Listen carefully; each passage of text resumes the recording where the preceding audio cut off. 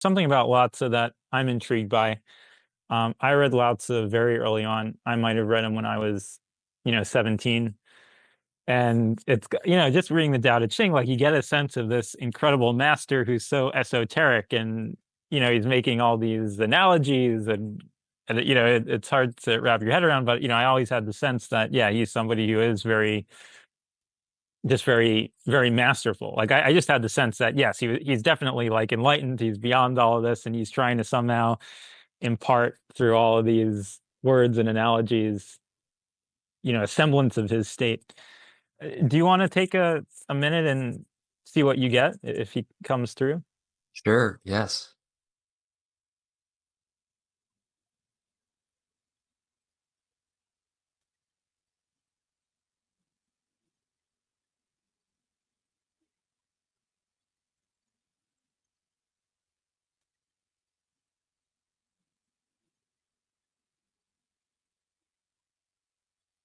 Yes. Yes, yes, yes. I come through this one. I am the one you know as Lao Tzu. How may I be of service in this time, dear one? Thank you, Lao Tzu, for coming through again. And I am humbled by your presence, by someone as, ancient and wise as you, who did as much for the earth, whose writings are still around, have inspired, millions, if not billions of people over all of this time. For those of us who are intrigued as I am by you and who want to kind of get to know you better and perhaps develop a relationship with you, who may not realize that, you are still present and are still able to come through, that you're not just in these texts, that you're here, you're listening to us. What would you say to other people who may listen to us this and may be intrigued and may want to know more about you in these ways? Yes, thank you for this. Firstly, you may call upon me, you may call upon my wisdom. For those who have not read my writings and teachings, I can still come through and offer guidance in a way that suits you, your own language that you've developed and learned. This dear one has not read my work. He is familiar with me. However, he's not familiar with the work that I have written. The great thing is that despite all this, the truth is the truth. The fundamental principles are unchanged. And so when you speak of duality, which is a topic I am fond of, it is important to first understand that it is not bad. Duality is not a bad thing. It can be a great thing. There are within the duality, within this realm, this reality, let us say the multiverse, there is indeed duality because this is a part of the rules of the game, let us say. And so it is alluding back to what Ra said, it is really about choosing something greater for ourselves. It is about creating a life that we are proud of in a way that we are fulfilled by. And of course, the times that I were in, and even to a certain extent, the times of right now, there is a bit of the chaotic duality where those that see the separation see it with clouded vision and fear and anger and hostility and worry and these sorts of things. And so this is a part of the duality. However, it is not really it is not the lasting part. It is not the part that will remain at the end of time when all of this is rolled back up into the infinite oneness. There will still be duality. However, the parts of the duality that are the chaotic, yes, this sort of thing, all of that will have been refined and polished and nurtured and nourished so that all those that still dwell within this sort of small playground within the larger multiverse playground, they they see that it is not fun anymore. Yes, it is not fun anymore to control and force, for there is a very real limit to this. There is only so much, what to say, energy you can experience when you force things or aggress things or try to control things too much. Yes. And so this is all being phased out or polished. And this is what is occurring right now. The seeming chaos is really the activation of the remnants of this sort of thought system. And so you could say my main teaching, or yes, is really the seeing the duality with more loving eyes, the seeing the duality with a more bird's eye perspective that is not wrong or bad. It is rather when you are in it and you are in the thick of it, it can seem that way. And so to release from it a bit is very important so that you can retune, reacclimate to the bigger picture and see it as a process playing out. And so when one asks for guidance from me or from others, this is, you could say, a part of the duality as well, for you are seeking a little outside of yourself or what you think is outside of yourself, and you are, yes, interacting with a seeming other. However, again, this is not bad. I actually now, from my greater perspective and vantage point, encourage this because it is a necessary part of the process. And so, as one embodies more oneness, one sees this as true that, oh, there's nothing wrong with seeing someone as another for a certain amount of time, temporarily. This is just how it works. And so, yes, call upon me. And also at times remember that I am also you. I am a part of you. And so that is the I am presence. Yes, I am that I am. I am all things, all creations, and I am even greater than all of that, as well as the fully embracing of the true duality that we are, that there are other me's in this playground reality that are equally valid, that are equally great, and that I, in this process of ascension and coming back together, I can fully embrace another as who they are, who they see themselves to be, even though they may not see themselves as all that is or one with the great infinite. It is still a valid expression of life in this playground, and I respect that and I honor that. And in you doing this, you help them to release some of those limiting beliefs about themselves and the world, as opposed to forcing them to see something differently, or as opposed to, yes, trying to manipulate in this way. We say step back a bit and see it for what it is, a grand play, a grand playing out. Yes.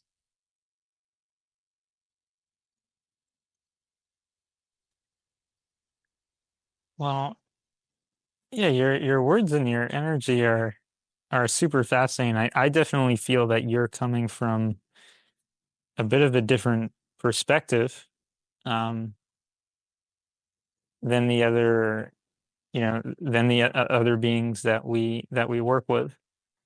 Um, and you also seem to be very centered, just in that, in that place of oneness and non-duality. Um, and that's what I feel in your presence and from everything that you've said. Um, at at this time, how do you see your role in guiding humanity? Yes, I see interactions as these. This is beautiful. I am so grateful and overjoyed whenever one invites me into their selves in this way, for there's a great union and a great harmony. I am here to assist in this ascension, just as just as the collective of Ra, which indeed I can consider myself a part of as well. And again, the word Ra is not just limited to the Egyptian culture. It is a word that this dear one is fond of. However, it can be used, another word can be used, such as the collective of masters, or yes, the circle of masters. There's many, the circle of love and light. All of these are really referring to the same place which we are harmonized in. And so I assist in this way whenever one calls for assistance, whenever one opens themselves up to the love and the light, I am there as well. I may not be in the form of Lao Tzu, but I am indeed still there. And so when one calls upon the specific name, indeed I also come through and assist. And my goal is again to help enliven the one who is calling for the assist. In other words, I am not here to do things for others. I am here to help spark, ignite, nurture the flame of love and light within each and every one of you. And when one calls upon me, then I am there and I am able to help enliven them more. However, I am never here to really make things happen for another. For indeed, I prefer to teach how to fish, yes, as opposed to just catching all the fish for you. This is really the my approach, yes. Can you go further in explaining explaining your approach? How do you like to teach? What are some of the ways you like to do that? I definitely I feel your style as, as unique. And I if you're willing to say more, please do in it. But if not, I respect that as well. Indeed, it is through the energies, dear one. This is really how you teach. There is a there is a limited understanding at these times of what teaching is. Teaching is not necessarily through the words or the written manuscripts. It is through the embodied energy itself. And so we understand your deeper questioning at heart, dear one, that you wish to work with us, you wish to work with me and other beings, your guides, and to help, yes, help heal, help create a great world, a great life for yourselves and others. Indeed, indeed. And we say, really, it is through the energies themselves. Just as you say, you can sense my energies coming through this one. Really, it is important to understand the only reason I'm able to come through this one in this way and emit this energy is because this dear one has done much, much, much, much work to get here.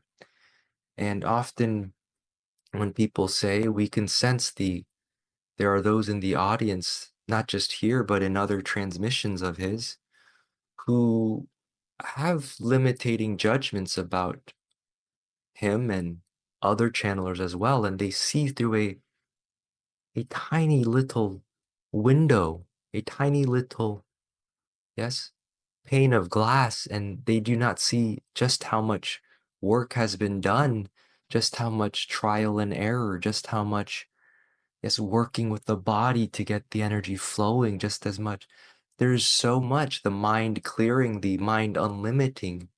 Yes, once one does this, then the energy flows through and one can channel whoever they wish, and this is possible. And so this is important to understand that the teaching is never really done just through the words or even the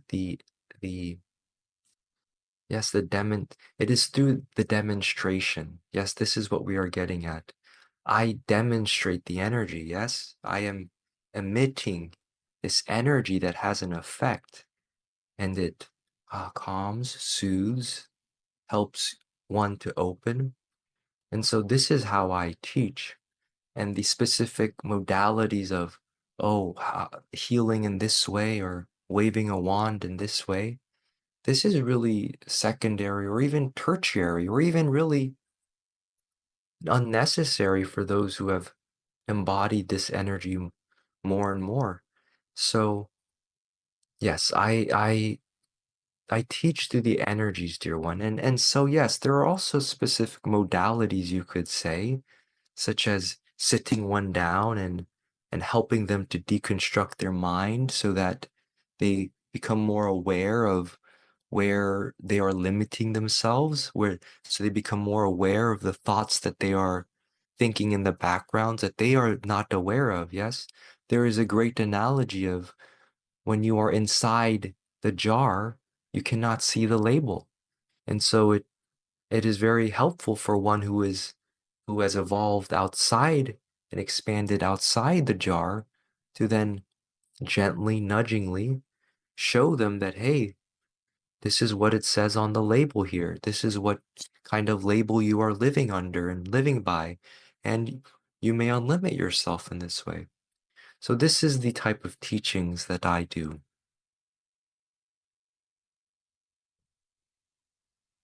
Okay. So it sounds like you're interested in meditation and helping clear the mind. It's absolutely, dear one. Yes. Okay, wonderful. Yeah. Well, you have a very exactly as you said, a calming presence and then an opening presence. Um, so I'm grateful for your speaking with us and with that and being willing to explain a little bit more.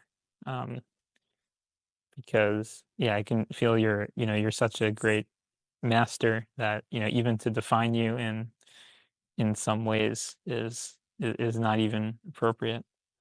Um, so I appreciate that you are willing to speak in some of the um, specific ways in which you work. So thank you for that. Yes, we thank you, dear one. You are doing great work and we honor your work. We honor you. You are doing very, very much. And in the backgrounds as well, you're formulating, reforming your mind to be more structured, to be more coherent and aligned. And what we see of you energetically is you are growing brighter. Yes, you are growing shinier. And we honor you for this, for you are helping the collective in many, many ways, not just your own self, but the collective self as well. And so thank you, dear one. Yes. And at these times, we wish to come to a close, and we will close with Ra. For the way Ra often enjoys teaching is through the joy frequency. Yes, the joy frequency. So we will allow them in so that they can express this a bit to help bow tie this conclusion. Beautiful gathering. Yes, one moment. Yes, dear ones, yes. We come through more with the joy at these times, and we will explain why. The joy is a more condensed form of expression and condensed in a very powerful, vibrant way, and it is equally important as the more expanded, calm, collected frequency that our dear brother Lao Tzu just demonstrated and emitted. And it is important to come back to the joy as well, for if you just stay expanded and in this way, there is a tendency for humanity at these times to drift away a bit, yes? A little bit too much. You become a little bit too spacey. And again, we wish for you to be Earth Cadetti, Gaia Cadetti, as opposed to Space Cadetti. For it is important also to go about your day to day, to do the things that are in front of you and work with those that are in front of you and love and nurture all of this that is in front of you. And doing this joyfully is such the treat. Yes, it is very fun. And so this is why we say it is an ebb and flow. It is not a one size fits all in that it is a all sizes fit all. So embody it all, embody the joy, as well as embody the peace and the expansiveness. So that when you go about your day to day, these frequencies will be like tools, like your your spade and your shovel. Yes, there will be situations, there will be individuals that you interact with where as you cultivate more, you will be able to sense, oh, this individual is a bit too activated.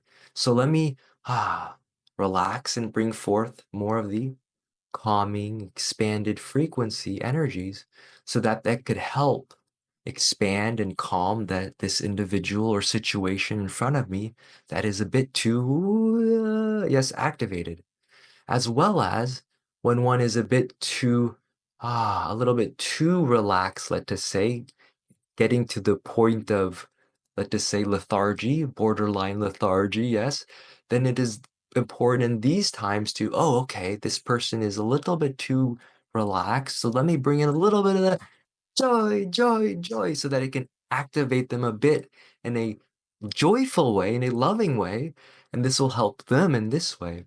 And so this is why we come through with these different flavors and frequencies of love and light, so that you begin to understand, oh, it is not that one frequency is better than the other, it is that they're all a part of my toolkit. It is all a part of my toolkit, and I can pick and choose depending on the situation. Yes, yes, yes. We Well, I love you, love dear that. one. Yeah. Yes, we love all Okay. present. We will step aside for now in this way until next time. Yes. Wow. Well, thank you. Adonai. I love that explanation of tools and a toolkit. And one thing that's fascinating to me is how differentiated these frequencies are, and they may be in a collective where maybe in some sense they're all together, but I do feel the frequencies as very differentiated and doing different things. And I felt Lao Tzu and Lao Tzu coming through you and before Jeremy as kind of helping create a distance from the mind in specific ways. So yeah, like helping kind of peel away from the minds, but doing it in a different way than the other ascended masters do. Um, so I feel that yeah, he is somebody that should be channeled, at different times and probably for those higher purposes, probably relating to meditation and unity, probably kind of specifically in those areas is where it makes sense that people should ask for his support. Yeah, totally. I agree. And yep, what they said is like, oh, it's a toolkit. Our guides are like sort of different tools, not in a, derogatory way, but they bring through different frequencies, energies, and it is really sort of us as the channeler or healer and healer to kind of discern, okay, this individual, maybe they need a bit more of the Lao Tzu sort of Yeah. expanded collective frequency. I mean, if I'm starting off the, yeah, meditation, I think would be a great way to start out with some Lao Tzu over there. Yeah. Oh yeah. Awesome. That was Definitely, so good, brother. definitely.